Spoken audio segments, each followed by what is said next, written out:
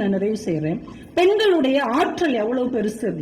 ஒரு மிகப்பெரிய ஓவிய கல்லூரி, அதுல ஓவியம் படிக்கிறதுக்கு சேரணும்னா ஒரு நுழைவுத் தேர்வு வைப்பாங்க. ரொம்ப நாள் முன்னாடி ஒவ்வொருத்தரும் 3 ஓவியம் வரைஞ்சி அனுப்பி வைக்கணும் அந்த கல்லூரிக்கு.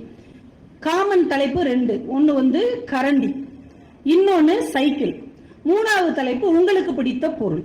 யார் அந்த கல்லூரியில சேர்ந்து படிக்கணும்னு விரும்புறாங்களோ இந்த 3ஐயும் அவங்க வரைஞ்சி அனுப்பி வைக்கணும். நிறைய பேர் வரைஞ்சு அனுப்புறாங்க, அதுல தேர்வு செய்வாங்க. ஒரு பொண்ணுகிட்ட இருந்து ஒரு வந்திருக்குது, ஒரு அப்ளிகேஷன் வந்திருக்குது. அதை எடுத்து பாக்குறாங்க, கரண்டி ரொம்ப அழகா வரைஞ்சிருக்கிறாங்க, பின்னாடி இந்த நிழல் கூட இருக்கிற மாதிரி. சைக்கிளும் அவ்வளவு சிறப்பா வரைஞ்சிருக்கிறாங்க. 3வது ஓவியம், பிடித்த ஓவியம் என்ன வரைஞ்சிருக்கிறாங்கன்னு பார்த்தா ஒண்ணுமே இல்லை.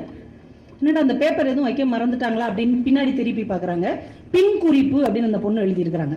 எழுதி 3வது ஓவியம் எங்கே என்று தேட வேண்டாம், உங்களுக்கு வந்தது இல்லையா அந்த அஞ்சல் கவர், அதில் பாருங்கள், அதுல இருக்கிற ஸ்டாம்ப் நான் வரைந்ததுதான். எடுத்து திருப்பி பாக்குறாங்க, அதுல தபால் முத்திரை வேற வச்சிருக்கிறாங்க.